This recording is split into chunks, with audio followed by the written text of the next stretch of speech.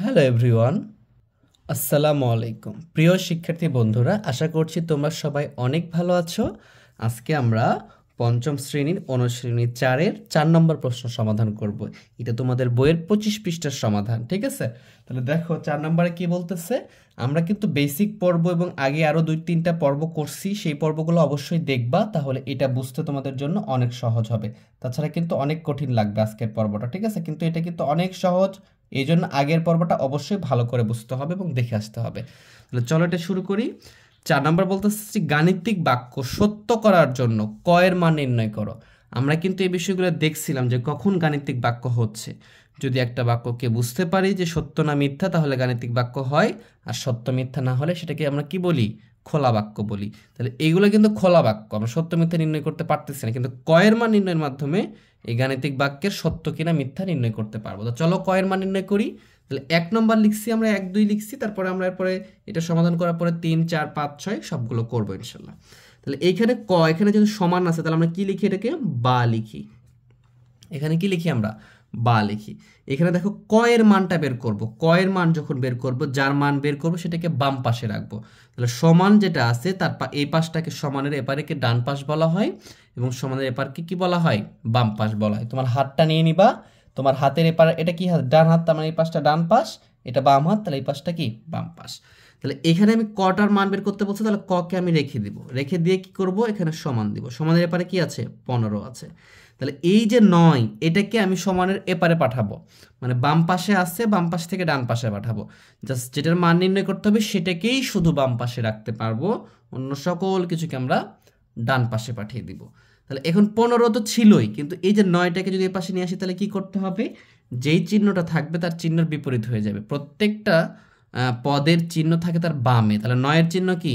যোগ। তাহলে এই পাশে আসলে কি হয়ে যাবে? 9টা বিয়োগ হয়ে যাবে। তাহলে 15 বিয়োগ 9 হয়ে গেল।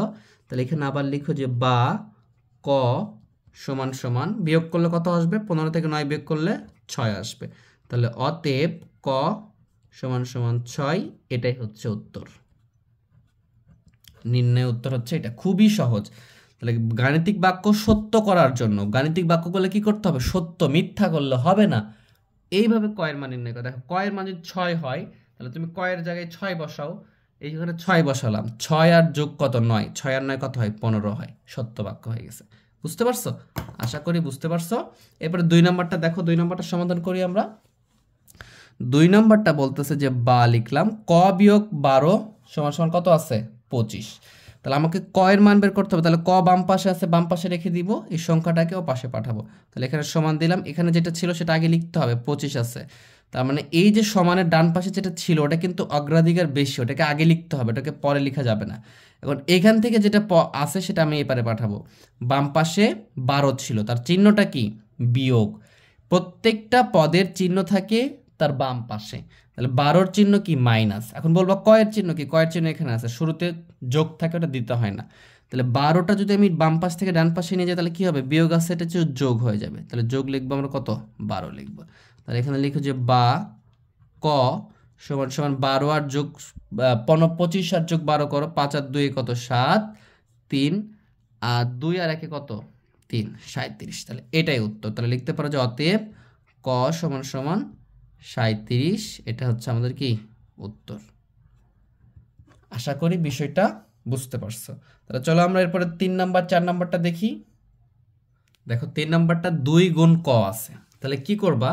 গুণ থাকলে এটা ভাগ হবে, যেহেতু গুণের পরে ক আছে, কটাকে পার করতে হবে। হ্যাঁ, যদিও ক এর মানই বের করতে হবে, এই জন্য কিভাবে করবা? লিখবা বা এখানে 2 রেখে দিলাম, রেখে দিয়ে কি করলাম? এখানে 22 আছে না, 22 লিখলাম, ঠিক আছে? আচ্ছা, আমরা 2টাকে না রেখে কটাকে রেখে দিলাম, ক। তাহলে 2 গুণ আছে না, তাহলে 2টা এপাশে আসলে কি হবে? ভাগ হবে। এটা মনে রাখতে হবে, যদি যোগ থাকে এপাশে আসলে, মানে পাশ চেঞ্জ করলে, যদি তুমি এপাশ থেকে এপাশে নিয়েছো তাও কিন্তু পরিবর্তন হবে, ঠিক আছে? তাহলে কি? যোগ থাকলে বিয়োগ, বিয়োগ থাকলে যোগ, গুণ থাকলে ভাগ, ভাগ থাকলে গুণ। এখানে গুণ ছিল, 2 ভাগ হয়ে গেছে। বা আমরা এখানে লিখবো ক। তুমি যখন 22কে 2 দ্বারা ভাগ করে দেখবা, তাহলে আসবে 11। 22কে 2 দ্বারা ভাগ করে দেখবা তুমি, তাহলে আসবে কত? 11। তোমাদেরকে আমি ভাগ শিখিয়েছি, তোমরা এই ভাগগুলো পারবা, এই যে তোমার দেখানোর দরকার নেই। তাহলে অতএব ক সমান সমান কত আসবে? 11, এটাই উত্তর। দেখো সত্য হচ্ছে কিনা বুঝো। কয়ের মান এখন 11 বসাও, 12 2 আর 11 গুণ করলে কত, 22, সত্য হচ্ছে। বুঝতে পারছো? তাহলে এইভাবে আমাকে বিষয়গুলো সমাধান করতে হবে। পরেরটা দেখো, এখানে বা লিখলাম, ক ভাগ 8 আছে, তাহলে এখানে ক লিখবো সমান সমান এ পাশে যেটা ছিল সেটা আগে লিখবো 7, এখানে ভাগ আছে তাহলে এ পাশে গেলে কি হবে, গুণ হবে, তাহলে গুণ লিখবা 8। বুঝো এখানে গুণ ছিল, এ পাশে যে ভাগ হইছে। আগের দুটো অঙ্ক কি করলাম, আগের অঙ্ক কি ছিল, এপাশে যোগ ছিল এপাশে এসে বিয়োগ হয়েছে। তারপর এটাতে ছিল যে এপাশে বিয়োগ ছিল এপাশে এসে যোগ হয়েছে। এখানে কি ছিল, গুণ ছিল এপাশে এসে ভাগ হয়েছে। এখানে ভাগ আছে তাহলে এপাশে এসে কি হবে, গুণ হবে। বুঝতে পারছো? আশা করি বিষয়টা বুঝছো। বা ক 7 আর 8 গুণ করলে 27টা 56, লিখে ফেললাম 56, তাহলে তো ক ইকুয়াল টু কত, 56। এটাই হচ্ছে এখানকার উত্তর। আশা করি বিষয়টা বুঝছো। এখন দেখো 56 কয়ের জায়গায় বসাও, 56 ভাগ 8, 56কে 8 দ্বারা ভাগ করলে কত হবে, 7 হবে। সবগুলো কিন্তু মিলে যাবে এবং সত্য হবে। ঠিক আছে, আশা করি বুঝছো। দেখো পরের দুটো উঠিয়ে নিয়েছি, একটু বড় মনে হচ্ছে কিন্তু অ্যাকচুয়ালি বড়ও না কঠিনও না, একটু একটা লাইন বাড়বি এতটুকুই আর কি। তাহলে এখানেও বা দিলাম। এখানে দেখো 7 গুণ 8 যোগ ক ইকুয়াল টু কত দেওয়া আছে, 23 দেওয়া আছে, এই বিষয়টা দেওয়া আছে।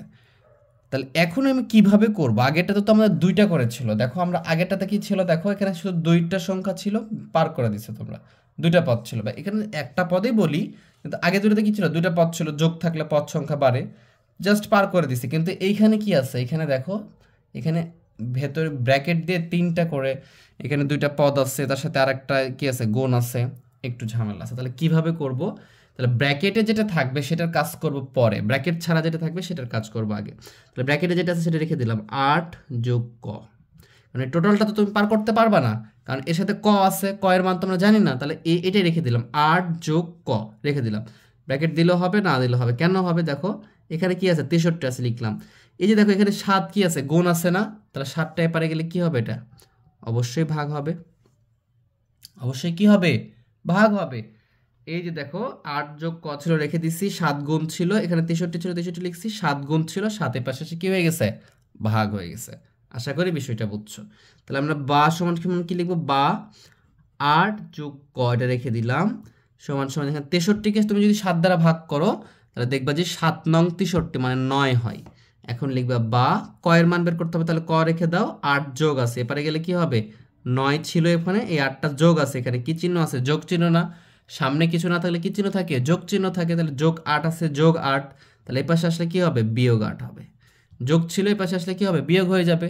যেমন এখানে গুণ ছিল, ভাগ হয়ে গেছে, যোগ থাকলে বিয়োগ, বিয়োগ থাকলে আবার যোগ, এরকম ভাবে হবে। তাহলে আমরা লিখতে পারি কি, বা ক 9 থেকে যদি 8 বাদ দাও, 9 থেকে 8 বাদ দিলে কত হবে, 1।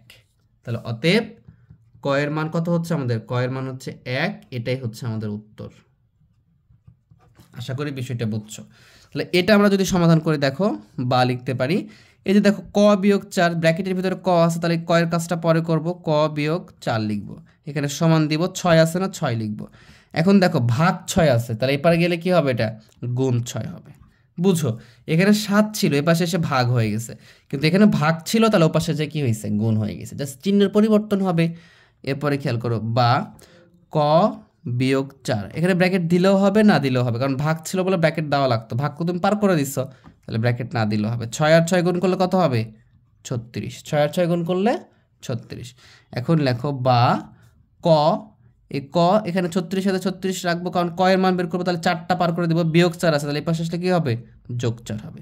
এইখানে দেখো যোগ 8 ছিল, তাহলে এই পাশে এসে বিয়োগ হয়েছে, এখানে বিয়োগ ছিল এই জন্য যোগ হয়েছে এই পাশে এসে। ঠিক আছে, খুবই সহজ।